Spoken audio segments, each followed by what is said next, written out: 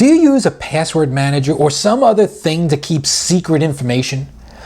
Now, I'm personally not a big fan of programs that hold secret information. I don't want to put account numbers and I don't want to put passwords in a password manager if I don't trust the password manager, if I think I might lose the password manager. But here's a quick tip of a technique that I've been using for decades. Well, not decades. Well, almost decades. I've been using it since Gmail came along because it has the ability to search through my Gmail. Now, based on the fact that Gmail is relatively secure, and it has a two-step thing where you have to have your mobile phone, but even without that, I put things that I want to remember, especially things that are sensitive, in an email to myself in Gmail. And as long as my Gmail's safe, I'm safe. But then you might say, well, what if somebody somehow, somewhere along the lines, gets into my Gmail account, whether I walk away from the desk and they just get in?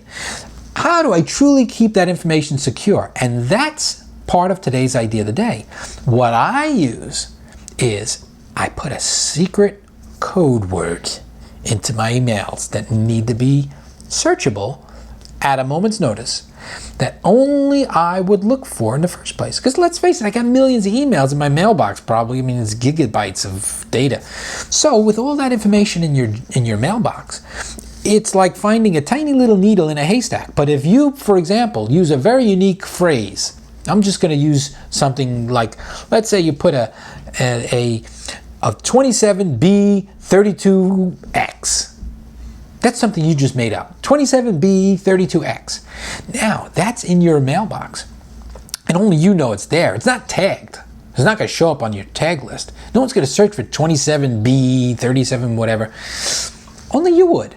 So when you put an email in there and you just kind of hit the archive button, it's in there. So you do that and then you go to your search box and you search for your 27B, 32X, or whatever your combinations are for whatever it is you're looking for.